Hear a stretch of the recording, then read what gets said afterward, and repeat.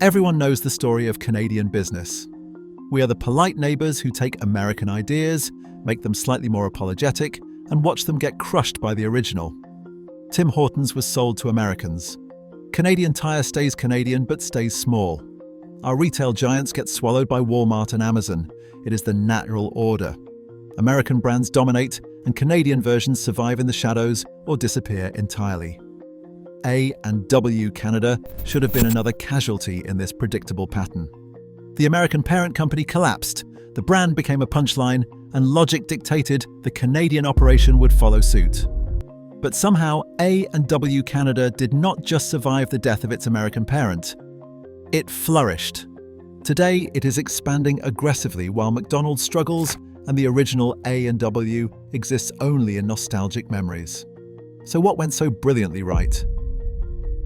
In 1956, the first A&W franchise opened its doors in Winnipeg, bringing the American dream of root beer floats and car hop service to the Canadian prairies.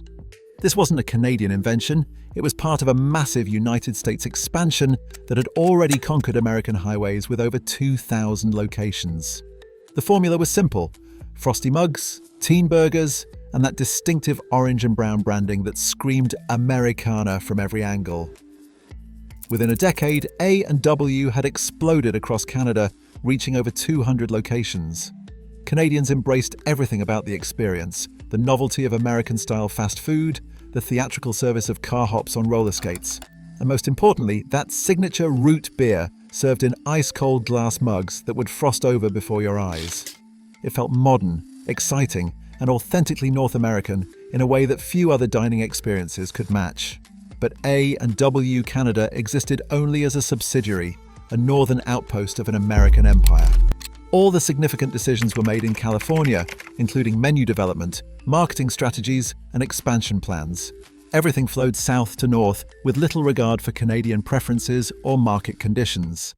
Canadian franchisees followed American playbooks to the letter and dutifully sent their profits back to corporate headquarters. Then came the first shock to the system. In 1972, Unilever, the British-Dutch consumer goods giant, purchased A&W Canada outright, severing its ties with the American parent company. Suddenly, A&W Canada found itself on its own, cut loose from the mothership that had created it.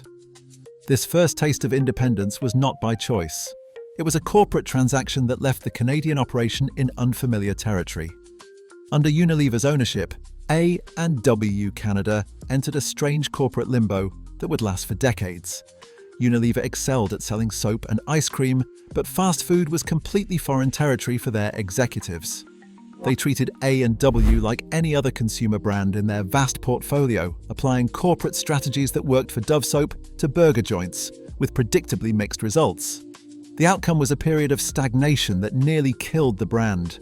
While McDonald's was revolutionizing fast food with aggressive expansion and innovative marketing, A&W Canada was managed by executives who saw it as a minor division in a massive global portfolio.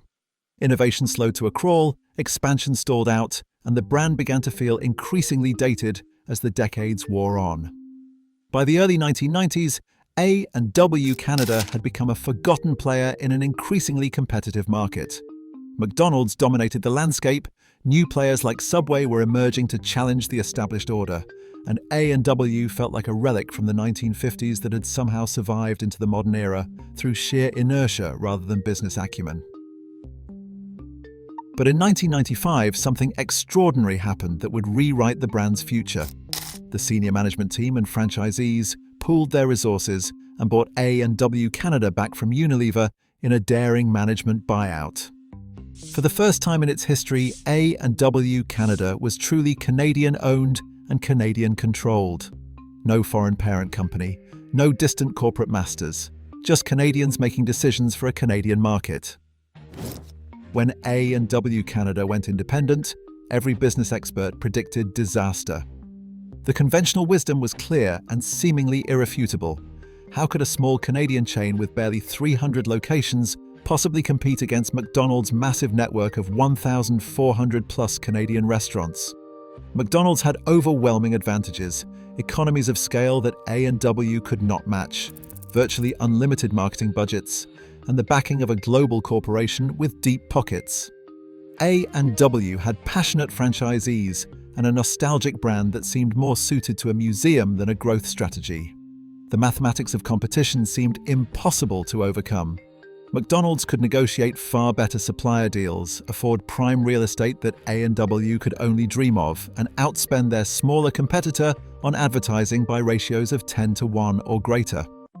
In the brutal fast food wars, size was supposed to be everything, and A&W was decidedly undersized. Meanwhile, A&W's American parent was imploding in spectacular fashion. The US chain had completely lost its way, bouncing between different corporate owners, closing locations at an alarming rate, and gradually becoming something of a punchline in American fast food culture. By the 2000s, A&W USA had shrunk to around 500 struggling locations, often paired with KFC or Long John Silver's in desperate combo restaurants that spoke to a brand with no clear identity or future. This collapse should have been toxic for the Canadian brand. The standard business logic was clear. When your parent company becomes a joke, the logical assumption is that you are next on the chopping block. Consumer confidence should have evaporated overnight.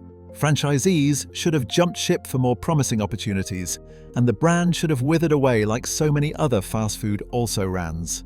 The 2000s brought a fast food revolution that should have buried A&W Canada once and for all. Subway exploded across North America with its healthy positioning.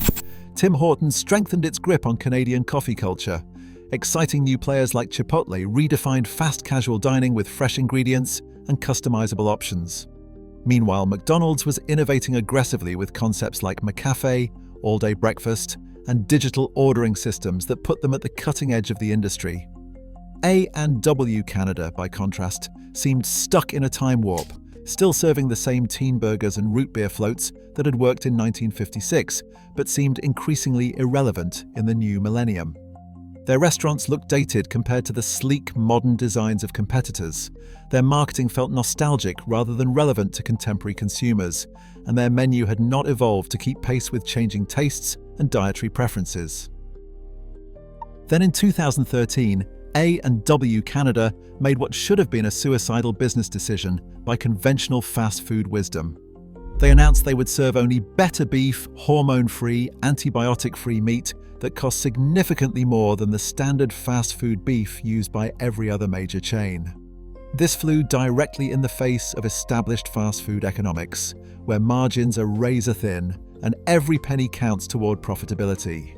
The move sparked immediate controversy and outrage from Canadian cattle ranchers, who felt insulted by the implication that their conventional beef was not good enough for consumers. It required creating entirely new supply chains, often importing meat from places like Australia and New Zealand when Canadian sources could not meet demand. By every conventional metric of fast food business strategy, it should have bankrupted them within months. By the 2010s, A&W USA was effectively dead as a major player in the American fast food landscape. The brand that had once defined American roadside dining, the chain that pioneered the drive-in concept and helped create car culture, had been reduced to a handful of nostalgic locations and struggling combo restaurants. The original A&W had lost the fast food wars completely, becoming a cautionary tale rather than a competitor. This should have been the final nail in A&W Canada's coffin. When your brand's country of origin abandons it, and when the original version becomes a cautionary tale rather than an inspiration, logic says you are finished. Brand equity should have evaporated overnight as consumers realized they were patronizing the unsuccessful offshoot of a failed American concept. Instead, something remarkable happened. A&W. Canada did not just survive, it exploded with growth and success. The Better Beef campaign that should have killed them instead became their salvation. Canadian consumers responded enthusiastically to the quality message, driving same-store sales growth for 7 consecutive years and allowing the chain to expand by over 200 locations during a period when many competitors were scaling back. Today, A&W Canada operates more than 1,000 locations, with approximately 27 restaurants per million people, making it denser in many markets than even McDonald's. They have achieved consistent growth and profitability while their American parent faded into irrelevance, completely inverting the expected power dynamic between parent and subsidiary. A&W Canada's success represents something unique and significant in Canadian business history. While most Canadian subsidiaries either get absorbed by their American parents or struggle perpetually in their shadow, A&W proved that independence could be liberation rather than a death sentence. The very act of separation became the catalyst for reinvention and growth. This remarkable turnaround happened during an era when Canadian retail was being decimated by American giants across virtually every sector. Walmart crushed local department stores, Amazon destroyed independent bookshops, and American fast food chains dominated the market with their scale advantages. A&W Canada somehow swam against this powerful tide and won, defying every prediction and economic model. Their success coincided with a broader shift in Canadian consumer consciousness, a growing preference for local ownership, quality ingredients, and brands that felt authentically Canadian rather than merely imported American concepts. A&W Canada tapped into this shift with perfect timing, positioning themselves as the quality-focused, Canadian-owned alternative to faceless multinational competitors. A&W Canada's triumph was not built on revolutionary technology or massive marketing budgets that outspent the competition. It was about something far more fundamental, understanding that being Canadian was not a limitation to be overcome, but an advantage to be leveraged. They embraced local ownership, sourced better ingredients at premium prices, and built a brand identity that felt genuinely Canadian rather than a pale imitation of an American original. The Better Beef campaign succeeded because it aligned perfectly with Canadian values around food quality and ethical sourcing at precisely the moment when those values were becoming mainstream concerns. The retro 1950s theming worked because it felt nostalgic without being explicitly American. The focus on smaller markets worked because they understood Canadian geography and consumer patterns better than any foreign corporation possibly could. A&W Canada proved that in the modern economy, authenticity can beat scale. Quality can triumph over quantity. And sometimes, being cut loose from corporate control is not a death sentence.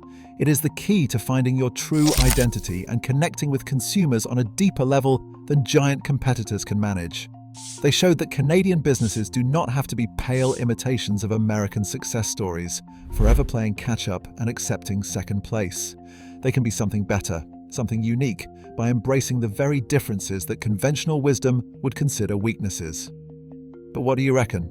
Is A&W Canada's success a fluke, a one-in-a-million exception that proves the rule, or does it demonstrate that Canadian businesses can consistently beat their American competitors at their own game when they play to their unique strengths?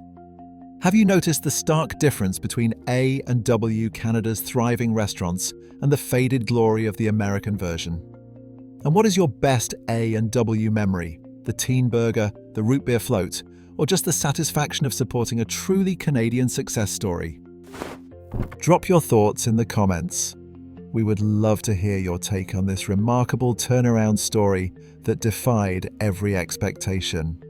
And if you enjoyed this deep dive into Canadian business genius, give us a like, hit subscribe, and tap the bell so you do not miss our next exploration of unexpected success stories. Cheers for watching, and we will catch you in the next video.